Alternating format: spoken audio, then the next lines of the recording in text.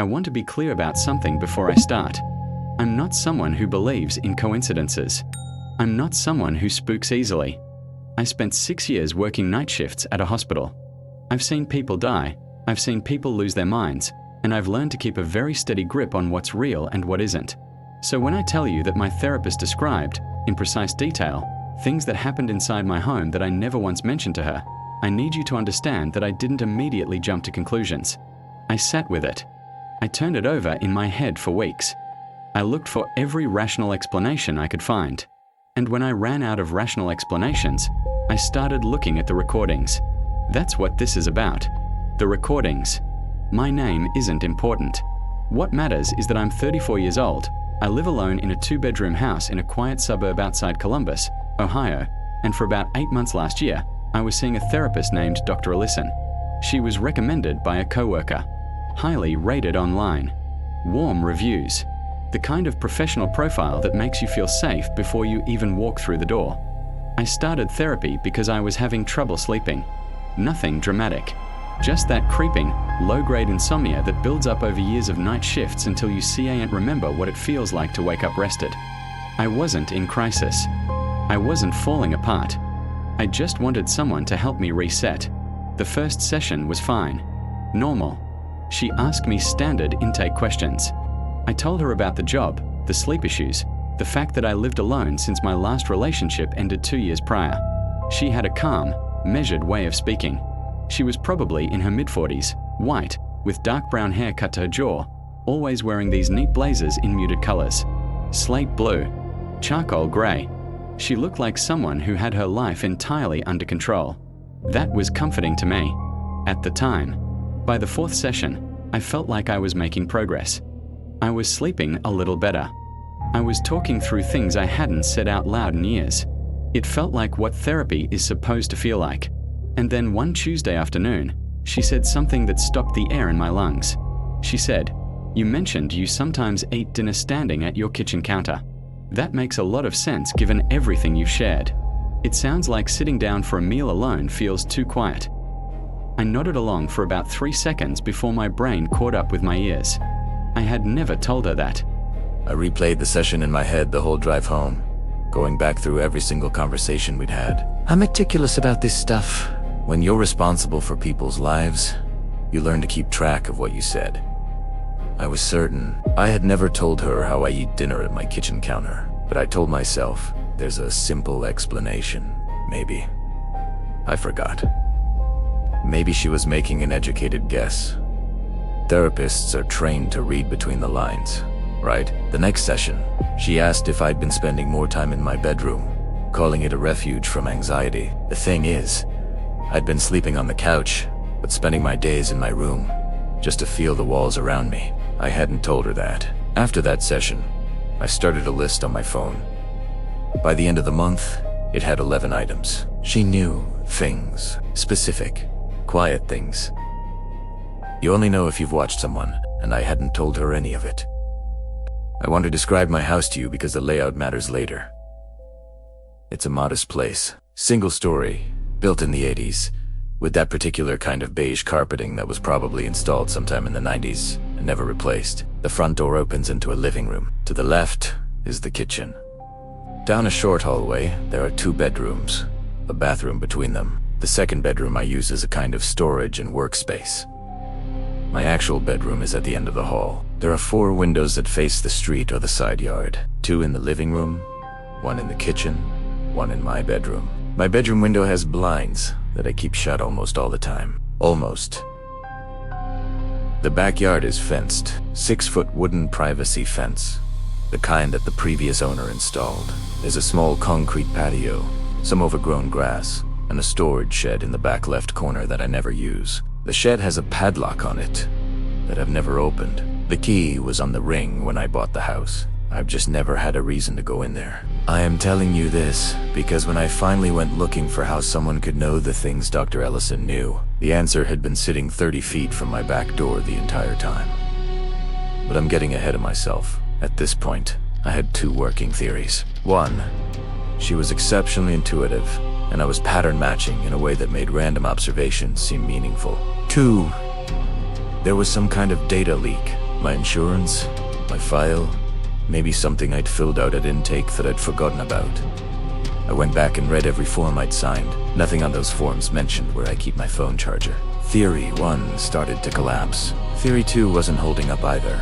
So I started a third theory, and I wrote it down at the bottom of the list, and then I stared at it for a while. She has access to my home. I didn't act on that thought right away. I want to be honest about that because I think it says something important about how these situations work. When a thought is frightening enough, your brain does this thing where it gives you a grace period. You write it down, you acknowledge it, and then you tuck it into a drawer and tell yourself you'll deal with it later. Because dealing with it means accepting that the world is a slightly more dangerous place than you believed it was 5 minutes ago. I kept going to therapy. I know how that sounds, but I made a decision to keep going specifically so I could watch her. If she was getting information about my life from somewhere, I needed to figure out how. And I couldn't do that from a distance. I started being careful about what I said, not in an obvious way. I didn't clam up or act differently on the surface. I kept telling her things, but I started cataloging them. Mental notes. What did I share today? What was I careful not to share? And then I started changing things in my house. Small things, deliberate things. I moved my phone charger to the right side of the bed. I started sleeping with the bedroom door open instead of closed. I rearranged the couch cushions. I put a glass of water on the kitchen counter every morning and left it in a specific spot, then checked each evening to see if it had moved. The water glass moved on a Thursday. Not dramatically, maybe 3 inches, but I'd placed it at the edge of a specific tile. Photographed it before I left for work. When I came home, it was sitting closer to the sink. My hands were steady when I checked the photo. That surprised me. I think some part of me had already known.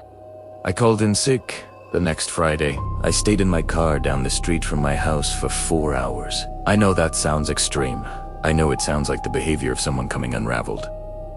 I asked myself that too. I asked myself multiple times whether I was creating a pattern out of noise. Whether the glass had always been that close to the sink and I'd simply whether the whole list of 11 things was a coincidence I was inflating into a conspiracy. But the photograph doesn't lie. And I trust photographs more than I trust memory. Nothing happened that Friday. No one came. I drove home at noon, went inside, reset the glass, and went back to work on Saturday, feeling like maybe I'd overreacted. The following Wednesday, I had my next therapy session. Dr. Ellison was wearing a charcoal blazer that day. She had a new haircut, slightly shorter. She seemed relaxed. She poured herself water from a small carafe on her desk, the way she always did. She asked me how my week had been. I told her it had been quiet. Uneventful. Fine. She nodded. And then she said, almost as an aside, you mentioned before that you sometimes rearrange things in your home when you're feeling anxious, like you're trying to re-establish a sense of control over your environment. That's actually a very common response to stress. I had not mentioned that. I had never mentioned that, because I hadn't rearranged my home out of anxiety. I had rearranged it deliberately, as a test. And no one in the world knew that except me. The room felt like it shrank by about half. I smiled and nodded and said something non-committal, and spent the rest of the session watching her hands and her eyes and the way she breathed, looking for any sign that she knew what I was thinking. I don't know if she saw something in my face, but when I stood up to leave, she held eye contact a beat too long. Just a beat. And she smiled, the kind of smile that doesn't reach the eyes. That night, I grabbed a flashlight and went through my house, room by room, corner by corner. I scanned every single surface someone might use to watch or record me. I tore the cushions off the couch, checked the smoke detectors, and peered behind every picture frame. I went through the kitchen cabinets, even checked under the bathroom sink. But I found nothing. To be honest, I had no idea what I was even looking for. I'm not some security expert. I am just a hospital worker with bad insomnia and a growing list of things I just coo and explain. The next morning, I called my friend from work, Maya. She's in her early 30s, works in the air, and is the kind of person who has a calm, confident answer for everything. She's seen it all and doesn't panic. I told her everything, right from the beginning. The list, the water glass, the weird photograph, and what my therapist, Dr. Ellison, had said in our last session. Maya was quiet for a moment. Tense aside, you need to sweep your place for hidden cameras. She sent me a link to a bug detector an RF signal scanner used to find wireless transmitting devices. It was $140 on Amazon. She'd heard about it being used in a case at the hospital. I ordered it right away. 2 days later, it arrived. I was so paranoid by then that I unboxed it in my car in the driveway, not wanting to do anything important inside the house. I just didn't know who might be watching. I started with the living room. Nothing. Then the kitchen. Nothing. The bathroom was clear too. But then, I walked into my bedroom, and the device started clicking. A slow, steady click that grew faster and louder as I moved deeper into the room. My heart hammered against my ribs. It was real. Someone was watching me. The clicking was a countdown, and I had no idea what it was counting down to. What happens next is something you won't see coming. Make sure you're subscribed so you don't miss it. I stood in the middle of my bedroom, sweeping the device slowly. The clicking became faster as I moved toward the bookshelf. I moved the wooden box I used for charging cables. The clicking went into a rapid pulse. The box had a false bottom. Inside was a small device, matte black, with a tiny pinhole lens. I just sat there with this thing in my hand, this thing that had been watching me. I put it back, walked out of the room, and drove to a coffee shop. I called Maya. She said, "Don't touch it again. We need to figure out who it's connected to." The next few days were the strangest of my life because I had to pretend everything was normal while knowing what was on that shelf. I slept on the couch. I told myself it was for the back. The old excuse. I got dressed in the bathroom with the door locked. I walked through my bedroom quickly, eyes forward, trying not to give any indication that anything had changed. Maya helped me find a private investigator, a man named Garrett. Heavy-set, late 50s, former law enforcement, gray beard, soft voice. He met us at the coffee shop. He looked at the photos I'd taken of the device and made a face that was professional and carefully neutral. He said it was a wireless micro camera with a cellular transmitter. He said the range was effectively unlimited as long as the SIM card inside had data service. He said whoever placed it didn't need to be anywhere near my house to watch the feed. He asked me who had access to my home in the past several years. I gave him a list. My ex, a former roommate from before I bought the place, 2 or 3 friends who had keys at different points, a landlord before this house, maintenance workers, and then, at the end, I said the name I'd been circling around the whole conversation. Dr. Ellison. Garrett asked me why I'd put her on the list. I explained. The things she knew. The details. The rearrangement. Comment. The timeline of when the observations started, which lined up almost exactly with when I began seeing her. He wrote everything down. He said he'd need a few days. That night I lay on my couch and stared at the ceiling and thought about all the sessions. All the things I'd said, all the things I'd confessed, all the moments I had believed I was safe. Garrett came back with something I wasn't ready for. He'd done background work on Dr. Ellison. Her credentials were legitimate. Her license was active, but she had a prior complaint filed against her 7 years ago from a patient who claimed she had made detailed references to events in their home that the patient at UN shared. The complaint was investigated. It was ultimately dismissed. The patient had later retracted the statement. Garrett showed me the document. When I saw the word retracted, something cold settled in my stomach. He'd also looked into the device. The camera's cellular plan was registered to a prepaid account. No name. A gas station purchase, in cash. Almost impossible to trace directly. Almost. The SIM had pinged towers consistently from the same geographic cluster, a neighborhood approximately 4 miles from my house. The same neighborhood where Dr. Ellison's office was located. I want to be careful here because proximity isn't proof. Garrett said that to me directly. He said, "We didn't have anything that would hold up to a formal complaint or a police report yet. We needed more." He suggested I let him install his own counter-surveillance in my home. Small devices that would track any wireless signal activity and log time. He also suggested I start recording my therapy sessions, which in Ohio is a one-party consent state. I could record without disclosure. I agreed to both. At my next session, I placed my phone, recording app running, in my jacket pocket. I sat across from Dr. Ellison in the usual chair. She was wearing slate blue that day. She poured her water. She smiled. And within the first 15 minutes, she mentioned that I seemed to have been spending a lot of time on the couch lately. She said it with total calm. She said, "It makes sense that you'd want to change your sleep environment. Sometimes we need to strip things back to feel comfortable." I was sleeping on the couch. I had not told her. I had not told anyone except Maya. But Maya wasn't watching the camera on my shelf. I went home that night and listened to the recording 3 times over. I transcribed every word and sent it to Garrett. He told me it wasn't a direct threat, but it was definitely consistent with the pattern of stalking. Before we went to the police, though, he said there was one more thing he wanted to do. He wanted to check the shed. I'd completely forgotten about the shed. It's embarrassing to admit, but it had been sitting there in my backyard for 8 months, and it never seriously crossed my mind. I'd always assumed whoever placed the camera had to get inside my house. I just thought the shed was, well, a shed. Garrett came over on a Saturday morning. I watched from the back door as he crossed the yard, already wearing nitrile gloves. He examined the padlock on the shed and told me it had been opened recently. He could see fresh wear on the internal mechanism. He made a quick call to a locksmith friend of his, who showed up and had it open in less than a minute. I couldn't bring myself to go in first.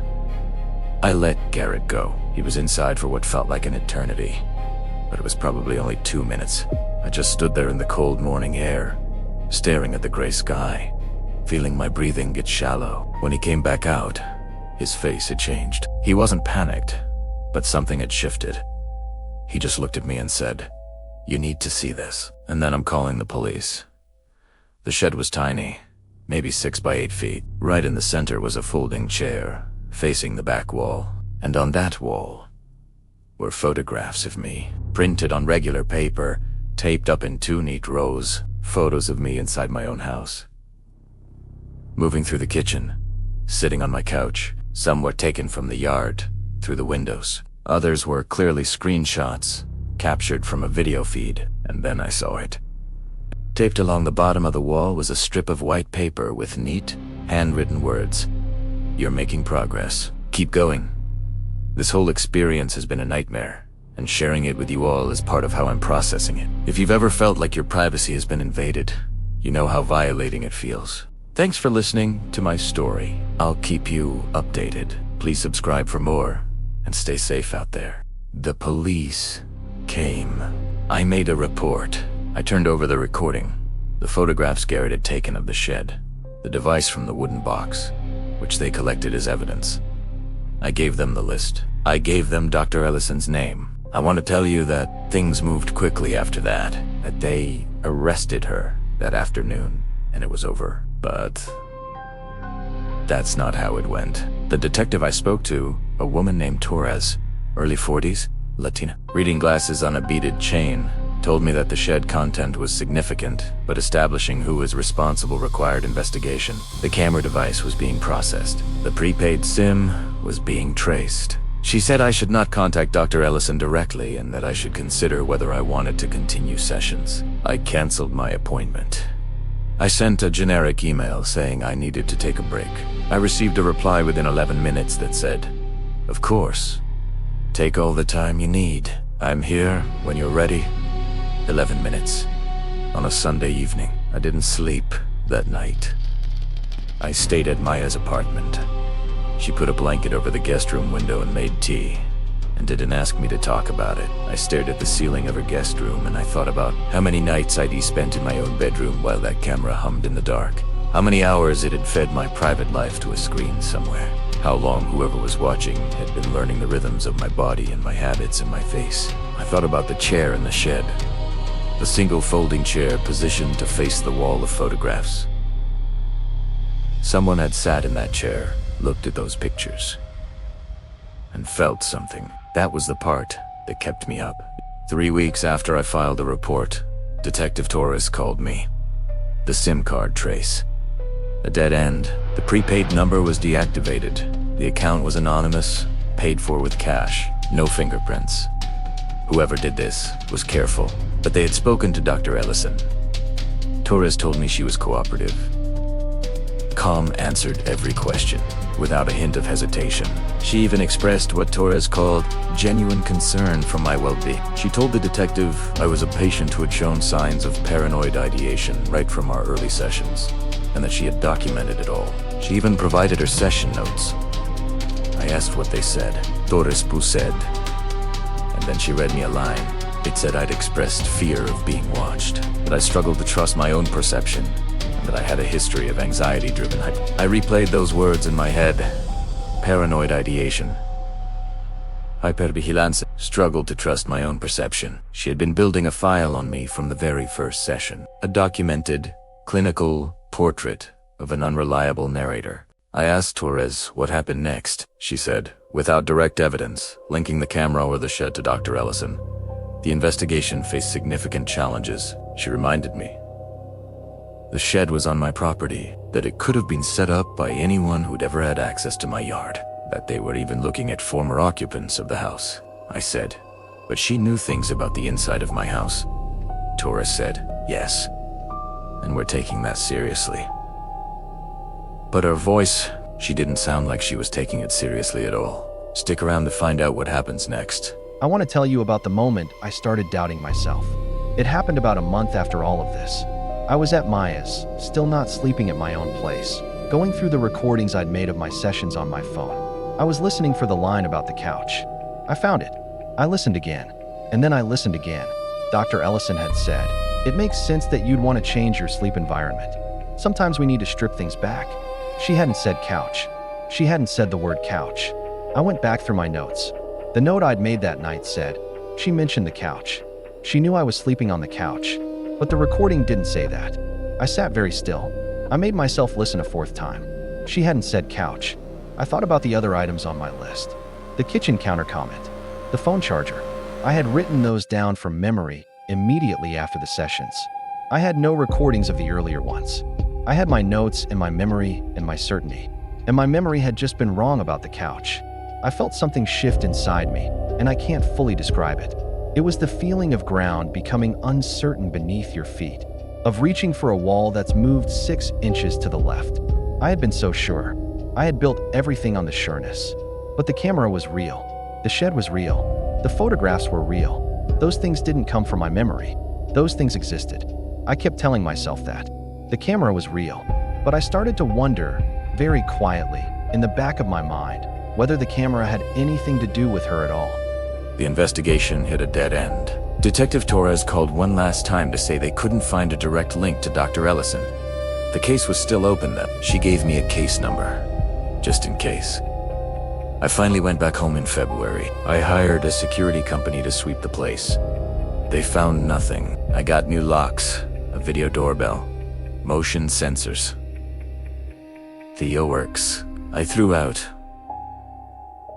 that wooden box. I tried to slip back into my old life. Back to work. Back to sleeping in my own bed. Some nights were fine. Other nights I'd just lie there, listening to the house creak, thinking about that chair in the shed. 2 months later, I was cleaning out old files on my laptop and found them. The intake forms for Dr. Ellison. I'd described everything my daily routines. Eating at the kitchen counter. Checking the locks twice. She had all of it. She could have just been a good therapist preparing for a session. The camera was real, and I filled out those forms. Both things are true. Even after they closed the case, I couldn't let it go. It's been 3 years since Dr. Ellison vanished, but for me, it feels like yesterday. The police called it a voluntary disappearance, said she just walked away from her life. But I know better. I was her last patient that day. I remember everything. She was different, distracted. She kept glancing at the clock, not with the usual "our time is almost up" look, but with real fear. She mentioned a former patient, someone she was trying to help outside the office. She said he'd become possessive, that he'd misinterpreted their sessions. She never used a name, Hust Kayed Im, a difficult case. The police found her office just as she'd left it. Her notes on my session were on her desk, but her personal files, the ones she kept in that old wooden cabinet, gone. And her car was found abandoned near a state park, miles from her home, wiped clean. No prints, no fibers, nothing. They said she staged it, that she wanted a new life. But who leaves without their wallet, without their passport? I started my own investigation. I went through old news articles, public records, anything I could find about her other patients. That's when I found a name that kept popping up in connection to other, smaller incidents she'd been involved in. A restraining order she filed and later dropped. A man named Julian Croft. His file was sealed. A powerful family. The police said, nothing to see. But it's the little things that haunt me. The way she used to doodle a small, specific spiral in the margins of her notepad. Last week, I came home to find my front door unlocked. Nothing was stolen. Nothing was out of place. Except for one thing. On the notepad by my phone, drawn in fresh ink, was that same spiral. They tell me I'm obsessed, that I'm projecting my own issues onto a closed case. Maybe they're right. Maybe I'm just a former patient who can't move on. Or maybe I'm the only one left who knows she didn't just disappear. Maybe I'm next. I have to know the truth. Thanks for listening, and I'll keep you updated. Follow for more.